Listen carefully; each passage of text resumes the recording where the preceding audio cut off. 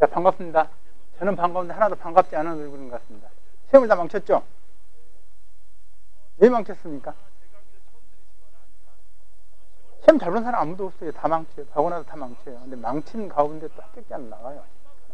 망쳤다고 고민할 필요 없고, 또 이제 의견이 뭐 사교시가 엄청 어려웠다 그런 얘기들이 이제 지배적인데, 사교시 정말 어려웠습니까?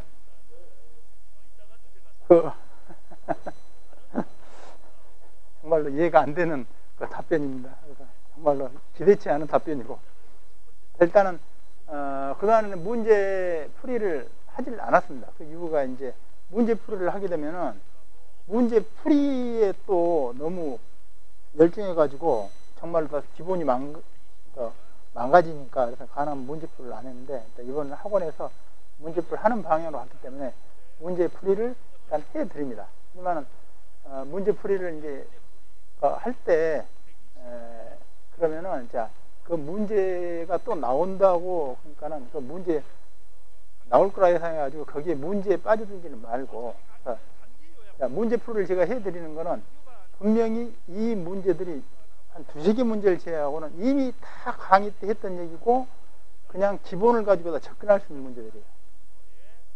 근데 이제 그 문제가 자꾸 이제 진화되고 있는데, 문제가 진화된다는 거는, 그러니까 똑같은 문제를 자꾸 말 바꾸기를 하는 거거든요.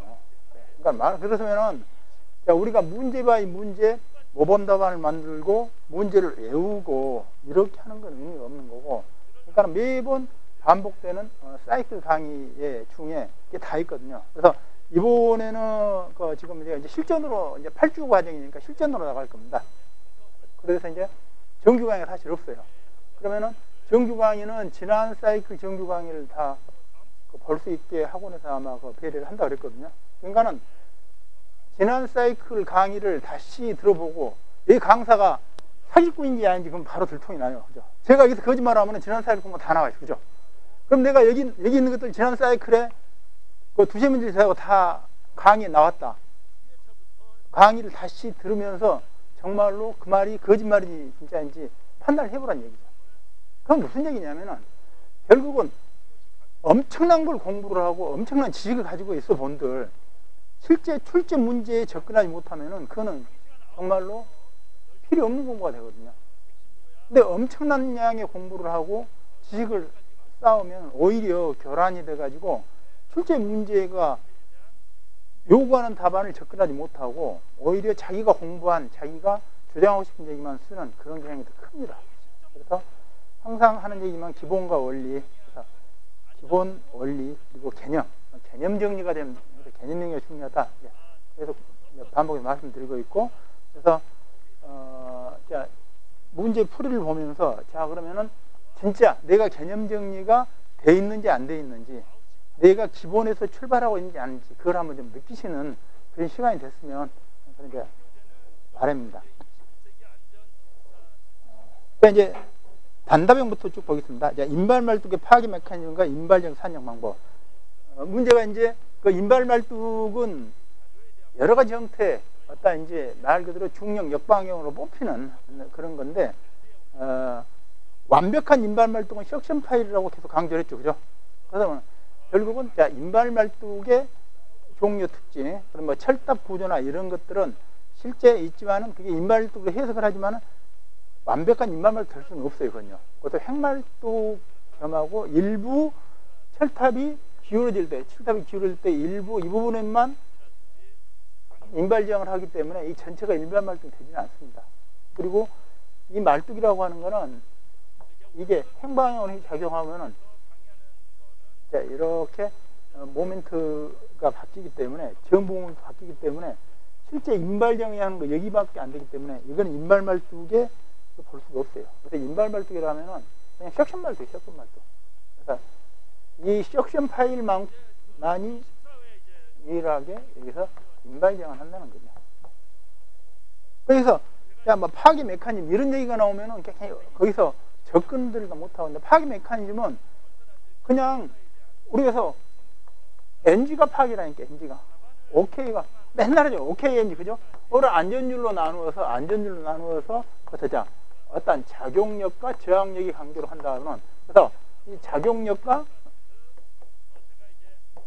작용력과 어떤 제약력의 관계에서 이게 소유의 안전율이 충족이 되면 이거는 오케이고, 그러지 않으면 NG예요.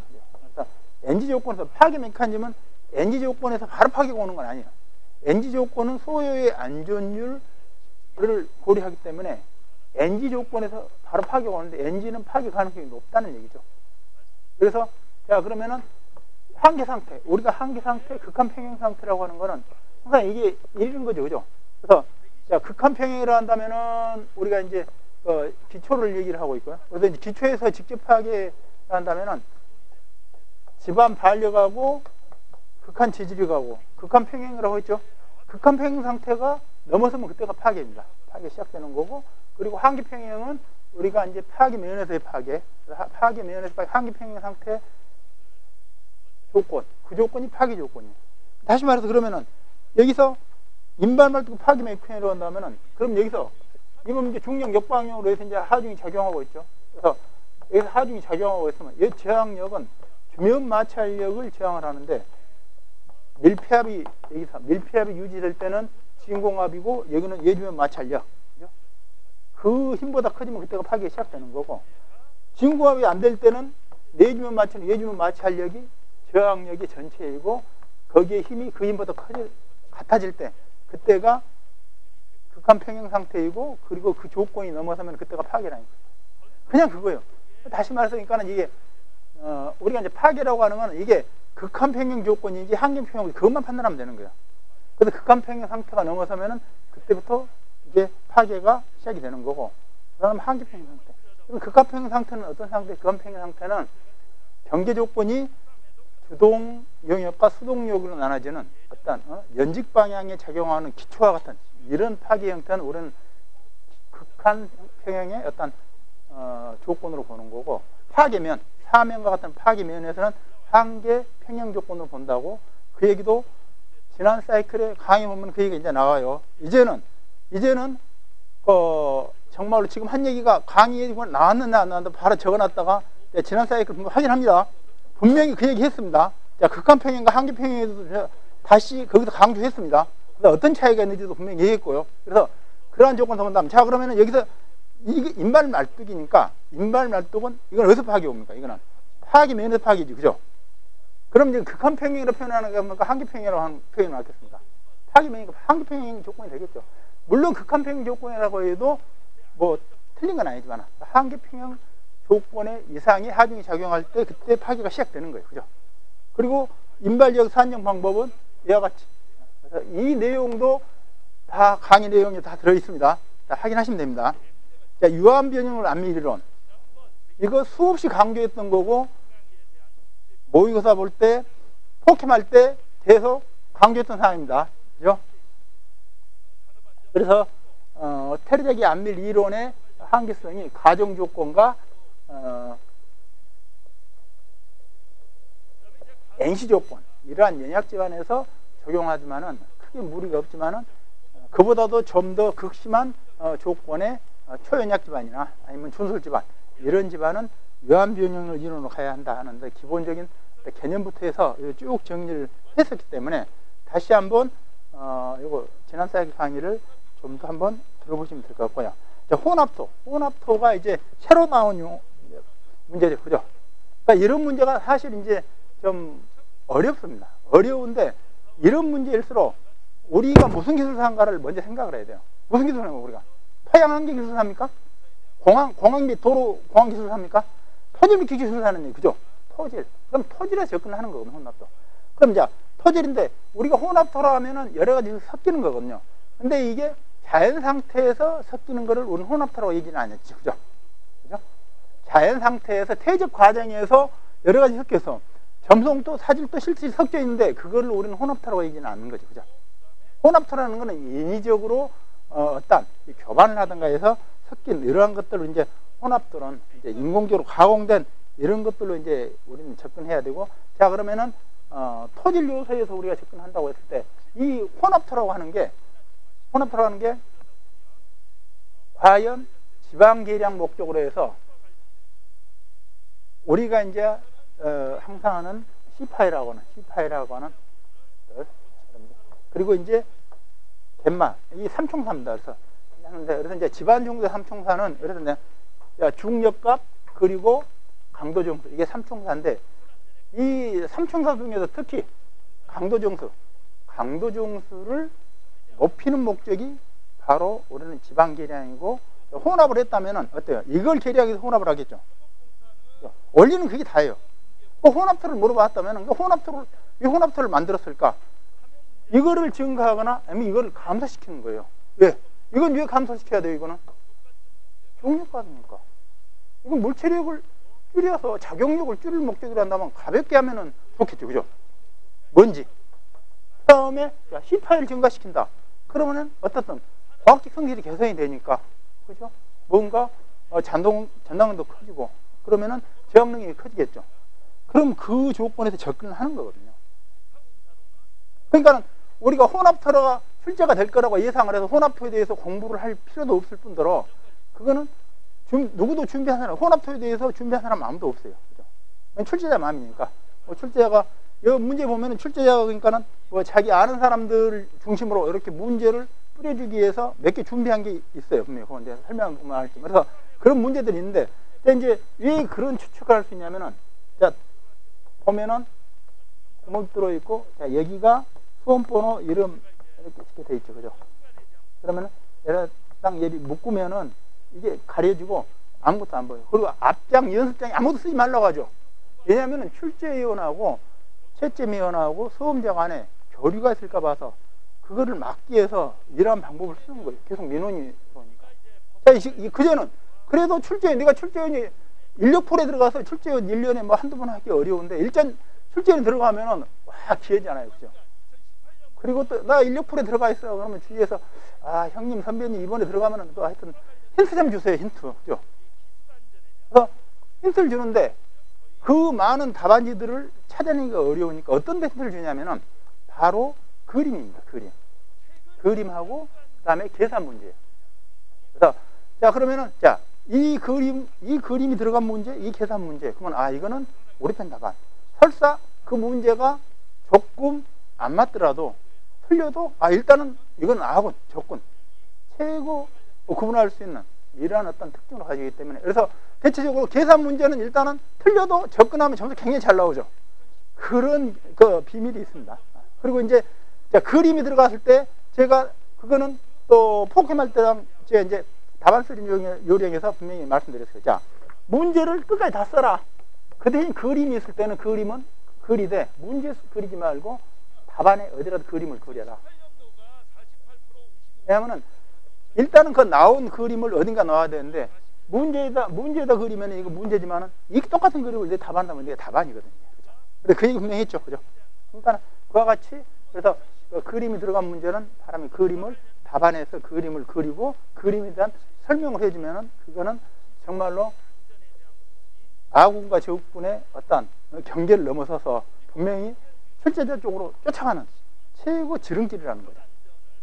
그러니까 혼합토도 그런 의미에서 보면은 혼합토 큰 의미는 없어요. 그러니까 혼합토가 어떤 이제 이 공학적 성질을 개선하기 위해서 자 이제 먼저 갯말을 줄여놓은 게 경량 혼합토라는 게 있습니다. 경량 혼합토 같은 경우는 주로 어떤 도로 하중이나 아니면 뭐 뒤체험적으로 쓸 때 가능하면은 흙의 무게를 가볍게 해서 치마를 줄이는 이런 목적으로 해서 경량으로 하는 거죠. 그리고 그것들을 할 때는 C값, 파이값을 증가시키는 목적으로 혼합을 하는 거거든요. 그렇지 않으면 할 필요가 없는 거죠. 그래서 원지반 흙에다가 뭔가 거기서 부족한 부분들을 그래서 이렇게 점청력이 있는 흙을 파이값이면 파이값이 늘어나는 것들을 해서 그러면 C 파이값을 증가시킨 거죠. 자 그러면은 이 혼합토에 대해서 자 그러면은 어떤 과학적 성질을 모아온으로 설명할 수 있고 강도중과학을 설명할 수 있고 다 설명할 수 있는 것들이죠. 그러니까 혼합토에 대해서 별도로 공부하지 않았지만은 혼합토에 대해서 이렇게 개념과 원리를 가지고 우리가 토질 요소 중에 역학적인 요소로 얼마든지 접근할 수 있는 문제라고 있고요. 자 이제 LRFD가 이제 최근에 용어가 자꾸 이제 나오고 있고, 근데 LRFD가 아직까지는 우리 이제 집안 분야에서 도입하기에는 좀 시기상조입니다.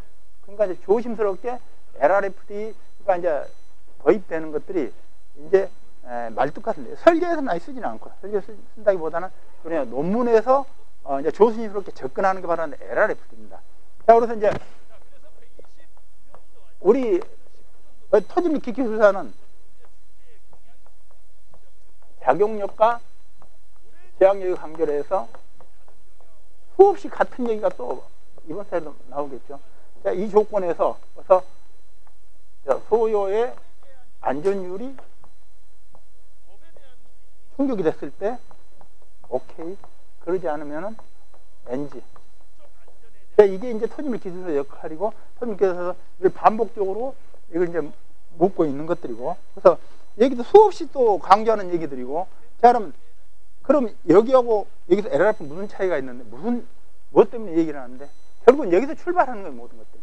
자, 그래서 여기서의 어떤 작용력이라는 건, 작용력이라고 하는 거는 이건 하중이거든요. 어떻게 보면 하중이기 때문에 Q 요소로 볼 수 있는 거고, 그래서 사중이라고 한다면 아예 그래서 모든 하중이 작용력이 되는 거고, 이 저항력이라고 하는 게 이 저항 특성을 우리가 레스트를 한다면은 이게 결국은 타워 F는 C 플러스 시그마 프라임 탄젠트 파이로 나타날 때 C 파이 유형력의 어떤 인자가 여기서 저항력입니다. 자, 그러면은 이와 같은 조건을 해서 안전율로 나타나는 거야. 이러한 설계가, 그래서 안전율로 나타내는 이러한 설계가 어떤 설계냐면 그게 허용응력 설계입니다. 그래서 자, 그러면 우리가 허용력 설계를 할 수밖에 없는 그 이유, 바로 우리 흙이라고 하는 특성이야. 그래서 우리는 가정요건 자체가 균질 등방, 벌써 그것부터 가정을 하고 들어갑니다. 하지만 균질하지 않잖아요. 그리고 비등방이잖아요. 하지만은 이론에서 벌써 가정 조건에서 가정을 하고 들어가고, 그리고 대표값으로 전체를 해석하는 한계성.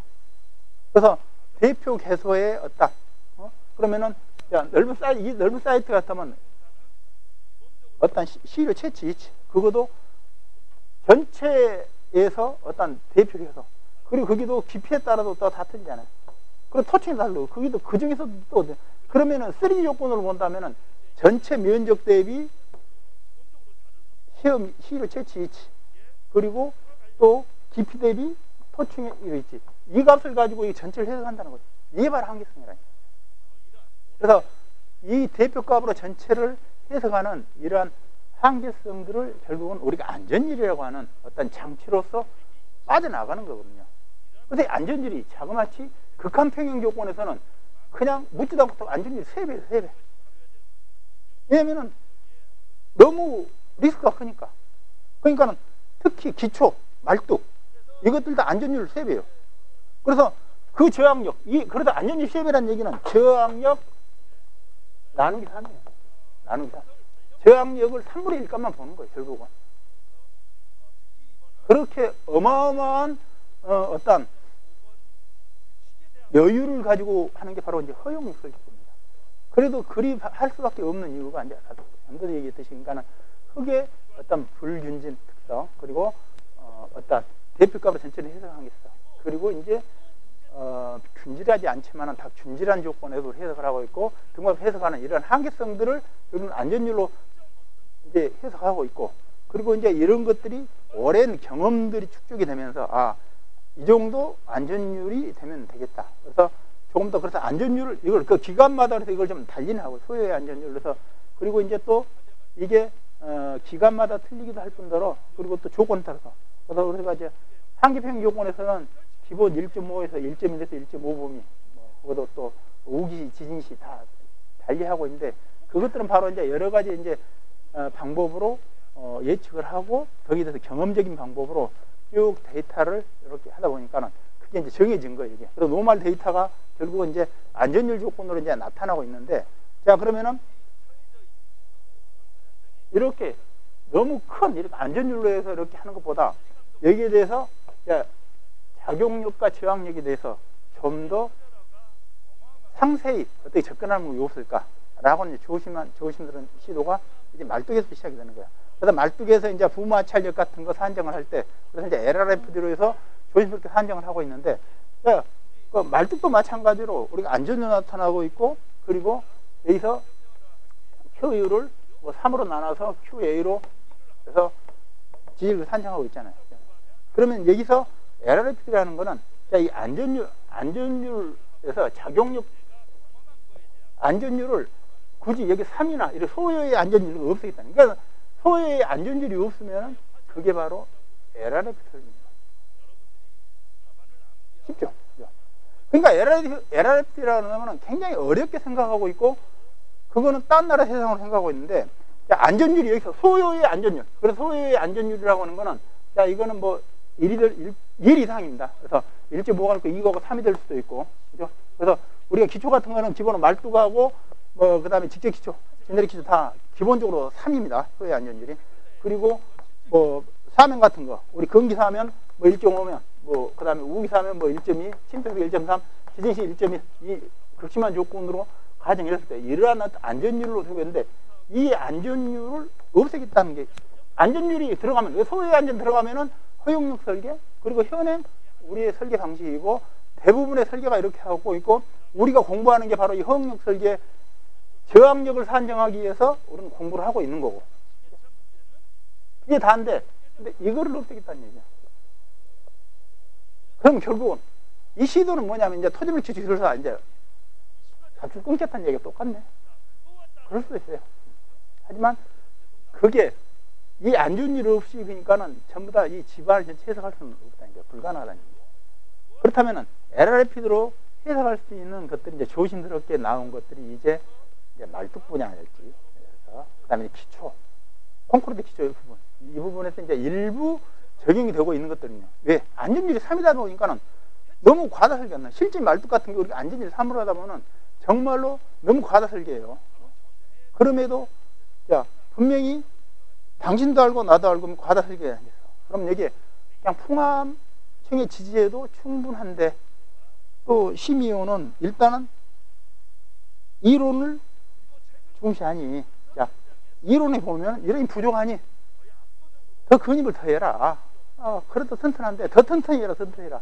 이러한 것들 때문에 이제는 일단 LRF 이슈에 도입이 된다라고 생각해야 되고, 자, 그러면 안전율이 없다면, 그러면 안전율 속에서 작용력, 저항 요소. 여기서 작용력은 이제 여기서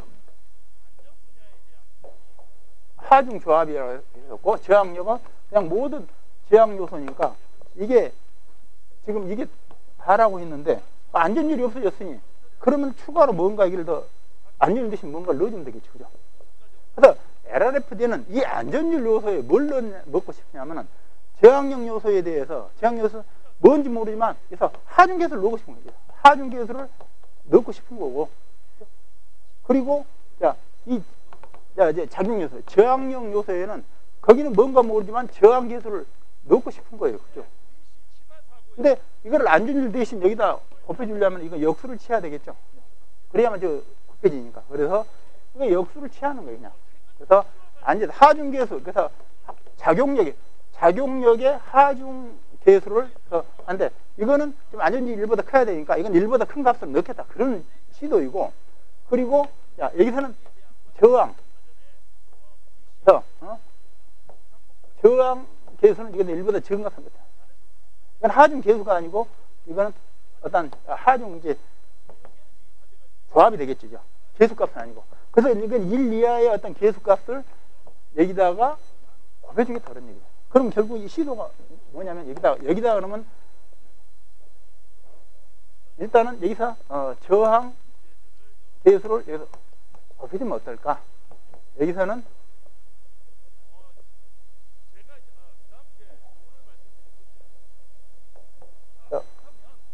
여기는 뭔가 이제 저항 계수가 들어가야 되고, 여기는 또 뭔가 그러면 여기서 하중 조합이 추가로 들어가지 않을까, 그런 의미. 그래서 이걸 없애겠다는 의미거든요. 그럼 결국은 이제 여기서 작용력은 저항력 관계로 이렇게 이제 정의를 한다고 했을 때, 이 안전율을 역수를 취해서 한다 그러면, 그럼 여기는 곱해서 이게 곱해지고 하중에서 이렇게 곱해서 이렇게 정의가 되겠죠.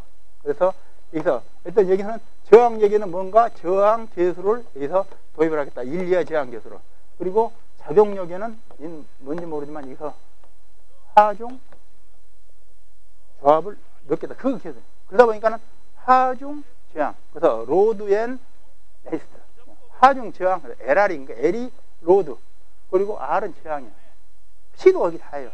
그러니까는 그 개념을 LRFD 해가지고 이것도 실제로 하니까 엄청난 걸 공부해가지고 거기다 막 특히 LRFD 구조 쪽은 많이 하고 있지, 아직 많이 하고 있는데 그 엄청난 걸 답안에다가 좀 무엇에 쓰는 물건인지 몰라요, 그죠?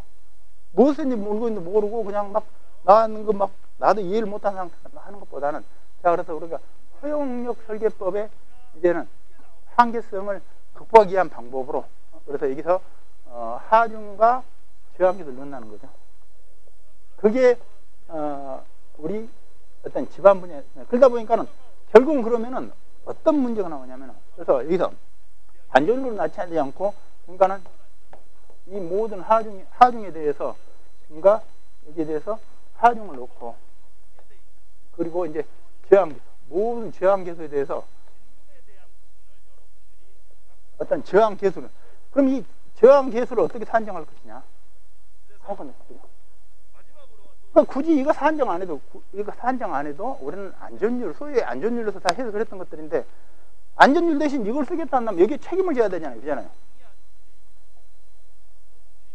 그 안전율 대신 당연히 책임질 수 있어? 라고 묻는다면은 누가 책임진다고 하겠어요, 그죠? 그러면 결국은 이와 같이 우리가 LRF로 가기 위해서는 이것들을 정하는, 그래서 이제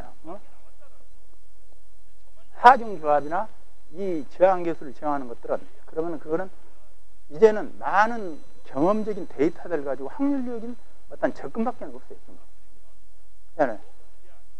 그러니까 결국은 어때요? 확률론적 해석으로 간다는 얘기죠. 그러니까 그 얘기도 또 강의 들어보면 다 나온 얘기들이에요. 그래서 확률론 쪽에서는 신뢰성 기반의 데이터가 많이 축적이 돼야만 그게 좀 신뢰도가 높아지기 때문에, 데이터 많이 축적이 될수록 그게는 신뢰성이 커지는 어떤 해석 방법인데 아직은 좀 부족하다는 거.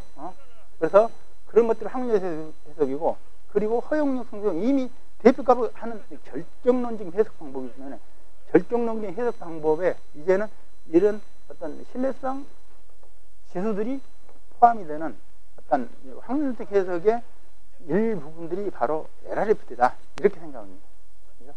그래서 그러한 얘기들도 다 나옵니다. 그래서 사면편에 가면은 그 얘기들도 다 나옵니다. 그렇다면 이제 말뚝 기초에, 그럼 결국 말뚝 기초 LRFD는 우리가 기존 전통적인 말뚝 기초에서 우리가 안전율 나타나죠. 그래서 자, QU는 그래서 QP 플러스 QS, 그죠? 그래서 이거를 안전율로 싹 나누니까 뭐 됐어요? 이게 QA가 됐죠, 그죠? 이게 말뚝. 그래서 선단과 주면 마찰력은, 그래서 극한 지적 나누기 안전율하니까 그게 허용 지적이 되는 거죠, 이게 말뚝. 그 전통의 설계법인데, 이 설계법인데 LRF를 한다면은 이제는 하중에 말뚝이 작용하는, 그래서 말뚝이 작용하는 모든 동화 중 하중이 일단은 QP 플러스 QS 조건보다도 크면 되지 않는가. 자, 이건 무슨 설계법이야? 이거는 최근에 2018년도에 자, 구조물 설계 기준에 포함이 됐다 했죠. 그래서 두 개 중에 당신 마음대로 쓰시오 라고 했어요, 그죠? 그게 분명히 했죠, 그죠? 이게 LRF 설계, 이게 말뚝 LRF. 어때요? 여기는 안전율 나타나는 게 안전율이 없잖아요, 그죠? 그 안전율 요소를, 자, 이걸로 그냥 넣은 거예요, 그죠? 그러니까 이제 이거를 LRF 설계라고 직접적으로 얘기할 수는 없어요. 하지만은 말뚝이라고 여기서 언급을 했다면은 말뚝에서 이러한 조건으로 하고 있고, 그 다음에 이제 말뚝에서 또 지금 말뚝에서 가장 큰 문제가 극한 지지력은 QP 플러스 QS인데 마이너스 QNS에서 부마찰력을 산정하는데, 이 부마찰력의 어떤 값으로 해서 이것도 지금 안전율로 나타내고 있단 말이죠. 그러니까는 이 관계가 결국 이렇게 되지 않는가. 그럼 결국 부마찰력의 어떤 설계 방법이, 이것과 이거 두 개 중에 쓰는 이 방법들이 결국은 그래서 LRF 출발이다. 근데 여기서 문제가 자꾸 이제 바뀌고 지금 진화가 된다고 했는데, 과거에 한다면 자, 그동안 쭉 어떻게 부마찰력의 지금 뭐 최근 설계 방법이랄지 이런 식으로 계속 반복적으로 이제 질문했었고 우리가 답변했었죠. 그죠? 근데 그 문제를 조금 바꿔서 출제한다면 이렇게 출제를 하는 거예요.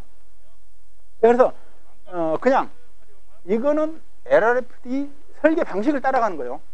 예. 우리 집안 쪽에서.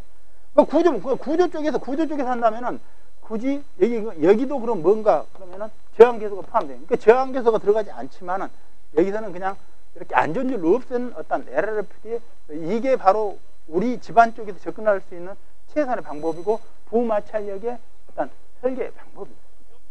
물론 그 논문에 보면은 이것들을 증명하기 위해서 그래서 뭐 지금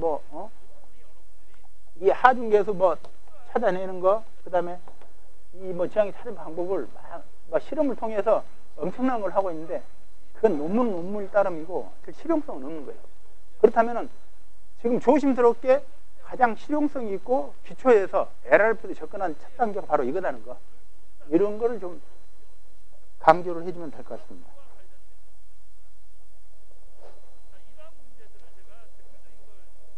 점토와 모래의 전단 시 거동 특성. 자, 거동은 뭘 보고 거동이라고 한다 했습니까? 거동은? 예? 그래서 물을 거동이란 말은 물이라고 분명히 얘기했죠. 그죠? 수없이 강조했던 얘기들이죠. 거동이라는 거는 그래서 점토와 모래, 전단 시 물 빠짐 특성, 점성토와 사질토의 전단 파괴 시 배수 하중, 비배수 하중 말을 바꿔놓은 거예요. 그죠? 무슨 얘기죠? 그러니까는 다시 말해서 그러니까는 자꾸 문제가 진화되고 있는데 그 진화되는 게 새로운 이론이 나오고 새로운 문제가 나올 수는 없다니까요. 기존의 문제들을 이제는 전부 다 말 바꾸기를 해서 자꾸 이렇게 하는 것들이에요. 그러니까 우리가 거동이라는 거는 항상 제가 말씀드립니다. 이건 변형은 그냥 흙의 어떤 형태가 흐트러지는 거는 변형이지만은 물은 10m가 갈 수 있고 20m가 갈 수 있고 그리고 보이지 않는 압력 조건이 그래서 강국사, 과잉강국사 이런 것들 때문에 이거는 거동이다. 거동은 무조건 여기서 물을 생각해야 된다. 그래서 이제 강조했던 부분인데 그래서 여기서 일단은 바로 그런 부분들이 이제 거동 특성이라고 여기서 딱 못을 박습니다. 그러면 기존에 이 문제가 출제된 어떻게 출제됐었냐면은 배수하전과 비배수하전으로 출제가 됐었고, 그죠? 그냥 아무 생각 비배수와 비배수는 썼어요. 근데 여기다가 살을 붙인 게 점토와 모래. 그죠? 그러면 과잉강도 생기는지 생기지 않는지 그게 다예요, 그죠? 그런데 전단이라고 하는 거는 언제 전단이 생깁니까? 전단은 축차증이 있어야만 전단이 생기는 거죠. 축차증이 있으면 전단이 생기는데 축차증이라는 경우인데 그게 파괴 이전 단계에서의 어떤 전단 응력 조건이고 파괴 시는 전단 파괴 시 응력인데 이 축차 응력이 제한됐을 때 그랬을 때 과잉강수이 생기는지 안 생기는지 그래 즉시 배수인지 아니면은 이게 안밀 배수인지 그 조건을 그래서 말 바꿔서 물어본 게 바로 이제 이런 문제들입니다. 그러니까 항상 시험 보고 나서 어렵다고 생각하는 것들은 못 보던 문제가 나오니까 그죠? 새로운 문제를 한 건데 새로운 문제는 아니라 이제 새로운 문제는 정말 없습니다. 자, 강도 증가예요. 그동안에 계속 강도 증가로 나왔다가 또 앞에다가 전기한밀 점토란 말을 붙였죠. 그죠? 예? 육군 빠했습니까? 불파사면. 이건 정말 안 하는 게 나을 것 같아요. 불파사면에 어떤, 지금, 안전성 문제, 그건 수없이 많이 했어. 그죠? 그런데 이제 불파토 사면의 안전성 문제는 결국은 무엇 때문에? 비가 오니까 위에서부터 젖어 내려가다 보니까, 그죠? 이제 특성이 UA- W 존으로 바꾸죠. 그죠? 근데 이게 바뀐다는 거죠. 비가 오면은 이게 증가하고, 비가 없으면 이게 증가하고. 그래서 비가 안 오면은 이게 전체로 매트릭 섹션이 증가하면서, 그래서 C 파이 값이 증가하는 거고, 비가 오면은 결국은 이게 감소하면서 이 값이 감소하는 거거든요. 그렇다면은 결국은 여기서 유형력 경로를 그릴 수 있죠. 자, 그러면 유형력 경로. 자, UA가 클수록, 자, 전응력 경로는, 우리는 전응력 경로 하는 이게 45도지만, 전응력은 묻지도 않고 45도다. 45도가 이제, 왜 45도인지는 알죠. 그죠? 왜냐면 원 중심까지가 그래서 원 거죠.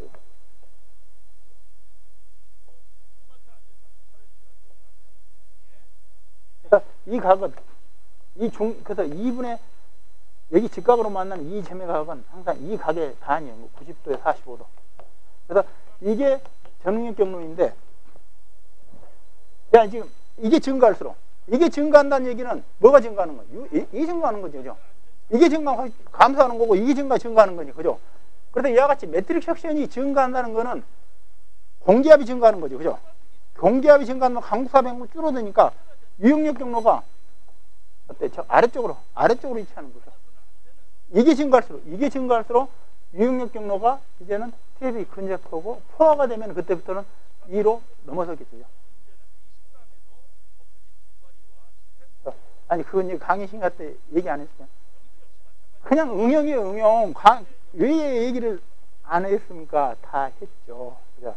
여기가 시그마 3고 시그마 1이다. 그러면은, 자, 이게 TSP다. 라고 한다면은, 그러면은, TSP는, 그래서 2분의 시그마 1, 여기서 플러스 시그마 3. 이게 P가, Q는 2분의 시그마 1 마이너스 시그마 3인데, 자, ESP는 강수합을 빼야 되니, 2분의 시그마 5 마이너스 U, 2분의 시그마 3 마이너스 U.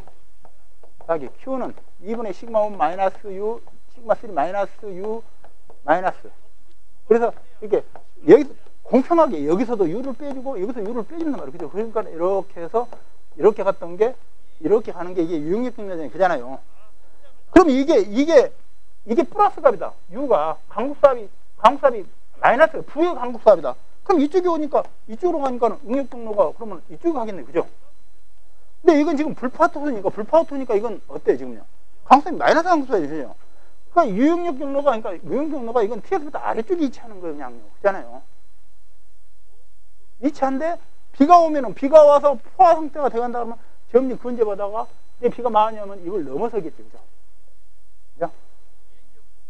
하지만, 불파토는 일단은 전응 경로 아래쪽에 위치한다고 봤는데, 예, U가 이게 마이너스 U니까.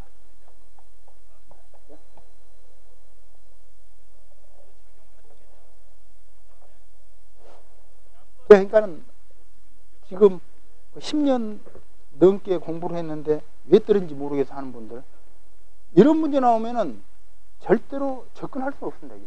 불파토 유용력은 어때? 왜냐면은 다 외곽 때문에. 하지만 여기서 자, 기본적으로 전응 경로와 유용력 경로에서 강국 수압의 크기에 대해서 이게 유용력 경로가 한다는 그 기본 개념을 알고 있다면은 항상 이거는 언제든지 할 수 있는 것들이죠. 그래서 이것도 전단편에 보면은 응력 경로 설명하면서 다 설명이 됐던 부분들이고, 그리고 강의 시간 때 설명이 부족한 부분들은 모의고사 하면서 다 수많이 설계를 했던 부분들이고, 자, 강도 증가율, 이거 이제 정비함일 점토란 말만 붙였죠. 그냥 강도 증가율 수없이 이것도 많이 했던 부분들이고, 그 다음에 개수의 종류 특성, 이런 부분들이 새로운 문제지만은 이것도 그냥 우리가 다 하는 것들이고요. 그래서 이제 우리가 이제 항상 전단 특성과 안밀 특성으로 모든 것들을 우리 접근하고 있습니다.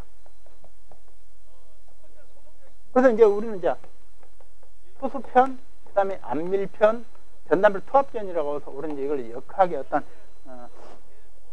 기본으로 이제 얘기하고 있는데, 이 투수가 이게 포함돼요, 안밀. 그죠? 안밀이라는 거. 그래서 여기는 투수하고 안밀. 그래서 여기는 시간 의존적 배수, 즉시 배수가 포함된 이게 이제 안밀 특성을 볼 수 있는 거고, 전단 특성입니다. 그래서 안밀 특성에서의 어떤 개수가, 자, 투수 개수 있죠. 그죠? 안밀에서 개수가 뭡니까? 이게 압축 개수 있죠.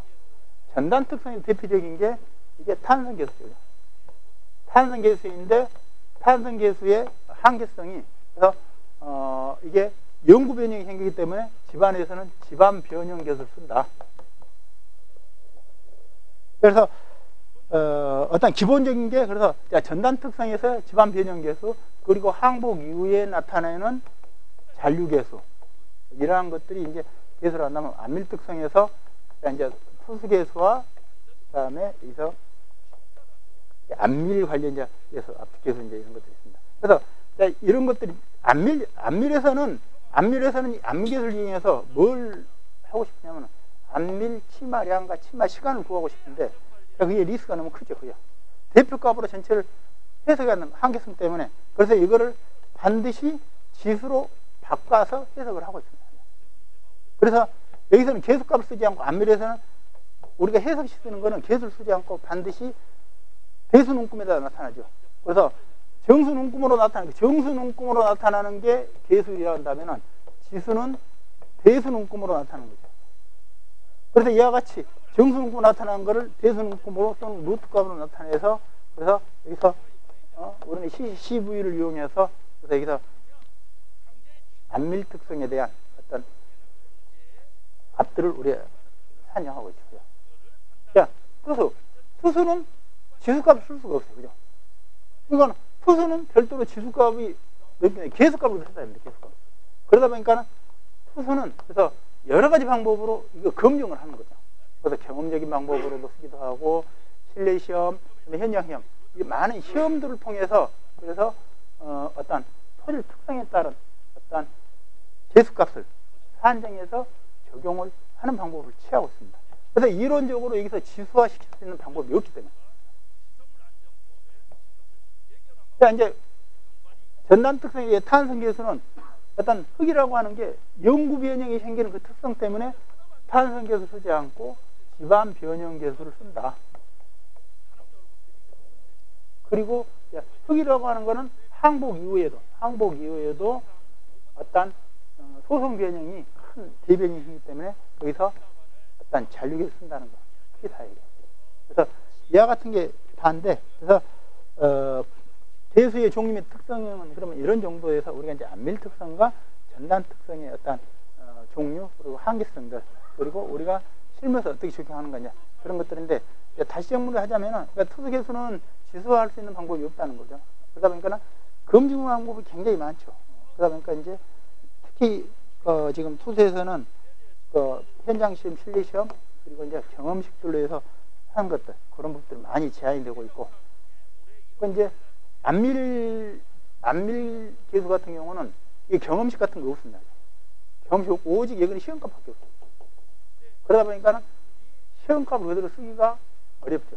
정수능과 나가면 기울기가 다 바뀌는 이 값들을 대표값으로 쓰기 위해서는 결국은 이게 대수능공으로 만드는 지수화 작업을 할 수밖에 없는 그런 것들이 안밀 계수의 이제 특성이라고 한다면은 전단 계수 같은 경우는 이걸 지수화하진 않아요. 지수화하냐면은 그렇지만 얘기도도 대표값을 만들기 위해서 반복 시험을 통한 집안 변형 계수 쓴다는 거죠. 물론 문제가 이렇게 나올 걸로 예상을 했다면은 제가 미리 이렇게 설명을 해드리겠죠. 근데 저도 여기에서 문제가 이렇게 출제인지 모르기 때문에 이제 제가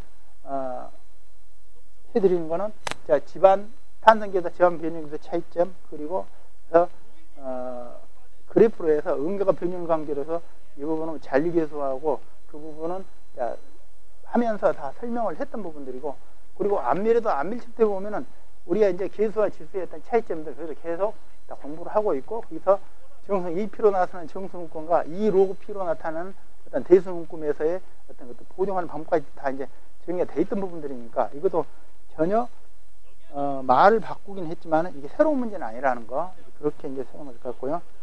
침투 수력 이제 침투력과 뭐 침투 수학과 침투 수력에 대해서는 이 부분은 이제 많이 문제도 많이 다뤘고 그리고 이제 많이 이제 했던 것들 부분이고 힐 TV용 굴착 시 복락 발생 메커니즘 이번 실제 내용은 메커니즘 말이 참 많이 이제 많이 당황스럽죠. 메커니즘. 그래서 메커니즘이란 말이 그래서 그거는 이제 메커니즘에 대해서는 그래서 근데 기출반 문제할 때 그것도 메커니즘을 설명했었죠. 그죠? 그래서 이게 메커니즘 그래서 원리 또는 뭐 발생 과정 뭐 이런 것들인데 그래서 어떤 지금 우리 집안 쪽에서의 어떤 메커니즘을 한다면 어떤 점진적으로 진행해서는 과정으로의 메커니즘을 얘기하는 거고 그러면 이제 결국은 이게 발생이 된다면은 그냥 하나 둘 셋 하고 쑥 무너지는 게 어딘가 모르게 어느 한 군데서부터 뭔가 파괴가 온다면은 점진적으로 파괴가 진행되는 거예요. 그래서 일종의 진행 파괴이고, 집안의 파괴는 모든 게 다 진행 파괴지 한꺼번에 무너지는 않아요. 그래서 어딘가 그래 약한, 상대적으로 약한 부분에서 파괴가 온다면은 거기서부터 옆으로 파괴가 전이되면서 진행성 형태로 파괴가 오기 때문에, 그래서 실티빙 국제에서 북락 발생 메커니즘을 한다면 이것도 여러 가지 조건이 들어요. 그래서 딱 불진시 어느 하나 때문에 파괴가 온다는 건 아니죠. 그죠? 그럼 여기는 북락 발생 메커니즘을 물어봤을 때는 TV부터 기계까지 묻힐 정도인가? 뭐 그런 개념으로 생각하면 안 되고, 여기서 파괴가 온다면 이제 선단에서 파괴가 올 것인지, 아니면은 후미에서 파괴가 온 걸로 할지, 아니면은 자 지금 실드 세그먼트 설치한 이후에 백필 루팅을 늦어서 그 부분을 파괴가 올지, 여러 가지. 그러니까 다시 말해서 여기서는 많은 어떤 파괴에 대해서 접근하는 것들이에요. 이게 딱 그러니까 이게 어떤 그자 TV로 한다. 그래서 어느 순간에 어느 시점에 파괴가 시작한다, 그런 개념은 아니에요 이게. 그래서 우리 모든 집안의 파괴 다 그렇고, 그러니까 여기서도 결국은 불진시 북락 발생하는데, 만약에 지금 헤드 막장 전반에서 파괴가 왔다, 그럼 무엇 때문에 파괴가 오는 거야? 그거는 헤드 챔버 내의 압력이, 그게 토압이 됐던 이수압이 됐던, 그게 전방에 작용하고 있는 토압과 수압보다 커야만 파괴가 안 오겠죠. 그 압력이 너무 크면은 반대로 흙이 유입이 안 된다, 그죠?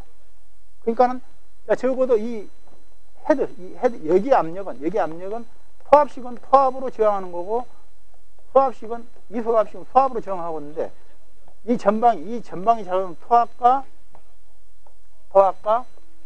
수압, 그리고 예비압 보다는 이 압력이 커야만, 이 압력이 적어지면은 이게 순식간에 빨려 들어오면서 이 부분이 북락이 될 수 있겠죠. 그래서 이와 같이 TBM 전방에서 막장 전방에서 파괴 이런 것들이고, 후미에서 온다면은 이제 세그멘트 설치가 됐는데, 근데 된 이후에 이 부분이 북락이 됐다. 그럼 이건 뭐 때문에? 그럼 백필 보라트는 안 했다거나, 백필 늦었다거나, 아니면 공동이 있다거나, 그럼 파괴가 올 수 있는 거죠. 그리고 그 전에도 지금 굴착이 전에도 치마가 벌써 막장 전방에서 치마가 생겨져요. 정당곡선도 그죠? 근데 전방에서부터 이렇게 치마가 생성이 되는데, 그래서 여기에 대해서 파괴를 막는 방법은, 그래서 여기서 압력을 유지해서 전방의 파괴를 막는 방법, 그리고 후미는 빨리 백플로만 빨리 하는 방법들, 그리고 아직 시그마를 설치하기 전 단계에서 설치 과정에서 이 부분에 파괴가 온다면 그 부분은 선 지반 보강 고치를 해야 하는 거죠. 다시 말해서 이거는 그러니까는 이런 문제들을 해서 딱 보는 순간, 야, 굴진시 북락한 이거 뭘 써야 되지? 난감하거든요. 근데 이런 문제일수록 항상 한 군데 이렇게 집중하지 말고, 그래서 이제 이 내용은 강의 때 이미 다 했던 내용들입니다. 요것도 그래서 여기서 전방에 아버지에서 대응하는 건 이렇게 해서 유지시킨다, 이 얘기 이제 들어서 그 전방에 대한 건 알고 있는 거고, 자, 이 부분은 뭐 이거는 시공기술단 문제이기 때문에 이 부분 얘기를 안 했던 부분인데, 이 부분도 그냥 세그멘트를 이렇게 조립한다, 그런 얘기는 다 했었죠. 조립하고 나면은 여의폭, 그래서 여의폭인데, 이 여의폭이 그래서 이제 개 파라미터에 대한 설명했어요. 그 개 파라미터는 여기서 자, 지금 막장 전배의 손실, 후미의 손실, 그리고 시공한 여의폭, 이런 것들이 갭이 생길 수밖에 없는데, 갭이 생긴 거 뭘 해야 된다? 결국은 그걸 다 그라우트를 쳐야 되죠. 어딘가 그 갭 파라미터를 위해서 그라우트 해야 하는데, 그게 안 됐을 때는 후미에서 파괴가 올 수 있다는 얘기죠. 네, 그런 것들. 그러니까 이제 여기서 북락이라고 한다면은 이게 뭐 엄청나게 터널 전체가 무너지는 걸 생각할 수 있는데, 흙 한 점이 떨어지는 것도 북락이에요. 그죠?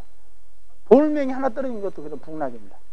그래서 그런 국부적인, 전반적인 국부적인 설명이 있기 때문에, 그래서 일단은 적은 북락도 북락이기 때문에, 그래서 막당 전방에서 후미에서의 어떤 이런 부분들도 이제 이렇게 접근하면 될 수 있을 것 같고요.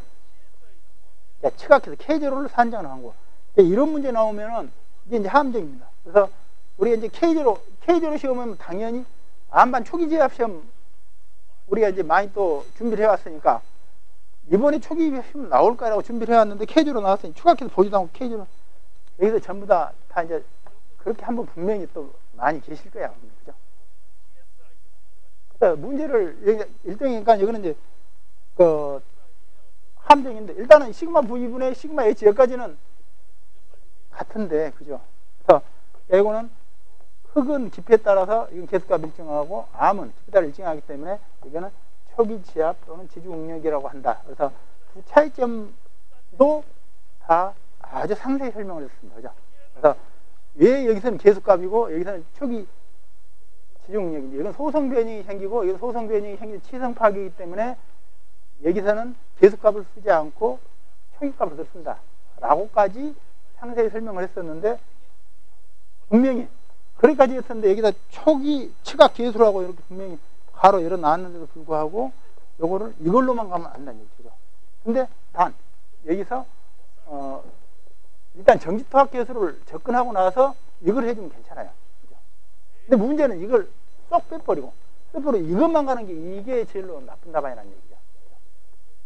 그러니까 결국 이제 측압이라고 하는 거는 우리 이제 시그마 H를 얘기하는 거고, 그죠? 시그마 H를 얘기하는 거. 그래서 K0는 시그마 V분의 시그마 H고, 그리고 야, 시그마 H는 K0 시그마 V로 나타나고 있으니, 그래서 이 계수값으로 나타나는 K0 시그마 V로 나타나는 이 계수값은 소성 변형이 한 건 흙에 대한 것들에 대해서 쓰고, 그리고 여기서도 그냥 초기 지중께서 조금 맛비기로 써주면 되는데, 이건 쑥 빼버리고 이것만 하면은 조금은 좀 출제도가 안 맞는 거죠. 그죠?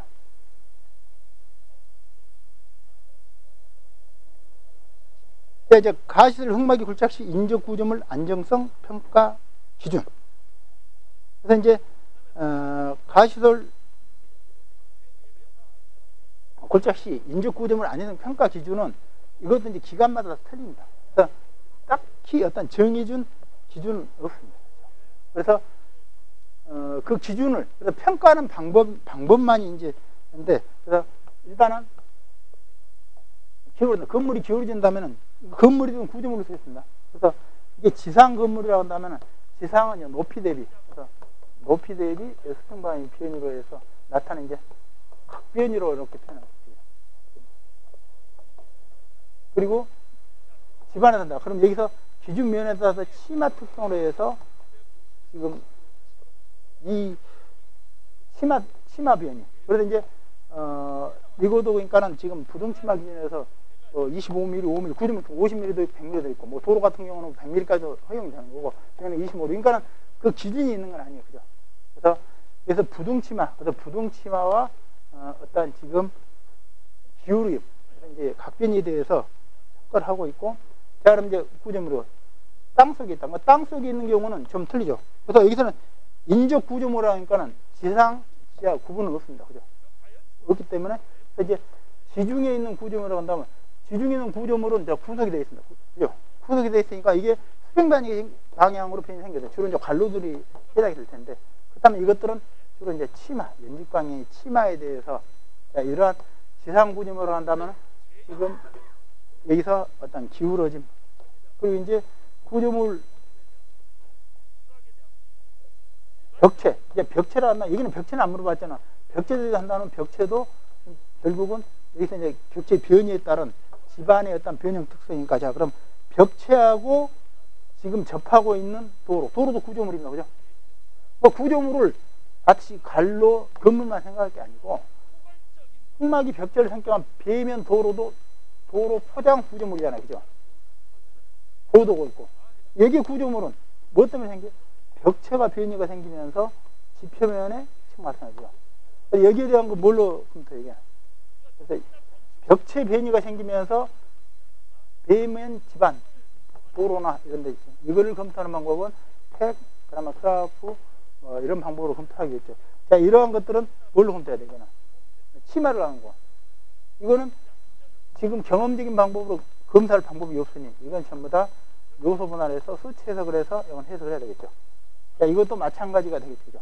다만 기준만 여기서 뭐 이게 뭐 조족조다, 콘크리트조다, 아니면 철골조다, 거기에 따라서 각별을 300도를 하고 500도를 하고 뭐 600도는 이런 기준만 정해졌지, 실제로 여기서 그 기준에 맞춰서 실제로 이 부분을 기울음 같은 걸 판단할 수 있는 기준은 없습니다. 그러다 보니까는 주로 이런 것들은 이제 우리가 치마는 25mm 기준으로 해서 대부분 보고 있고, 이 변이는 주로 이제 300분의 1에서 500분의 1 기준으로 해서 평가를 하고 있는데, 그럼 그거를 최종적으로 지금 여기서 평가 기준은 그렇고, 그럼 평가하는 방법은 결국은 이거는 경험적인 방법 또는 뭐 탄소 해석을 통해서, 이거는 수치 해석을 통해서 하는, 검토하는 방법밖에 없다는 거죠.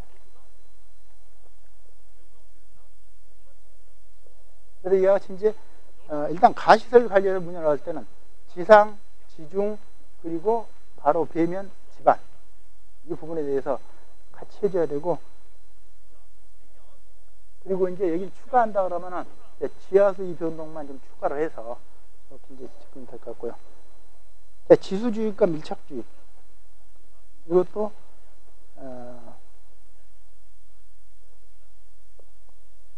가로를 만약에 안 쳐놓고 그냥 영어로 나왔으면 전부 다 쉬웠을 텐데, 지수주입, 밀착주입이니까는 그것만 보고 다 피해가는 사람들이 엄청 많아요. 근데 안에 보면은 커튼 그라운드, 콘솔 그라우팅, 이건 제가 그 기출문제 풀이할 때 그림을 여기서 평면도, 단면도까지 그리가면 설명해줬죠, 그죠? 그러니까는 그냥 걸고 제가 분명히 이거는 콘솔데이션 그라우팅, 커튼 그라우팅이라고 영어로 다 설명을 해줬죠.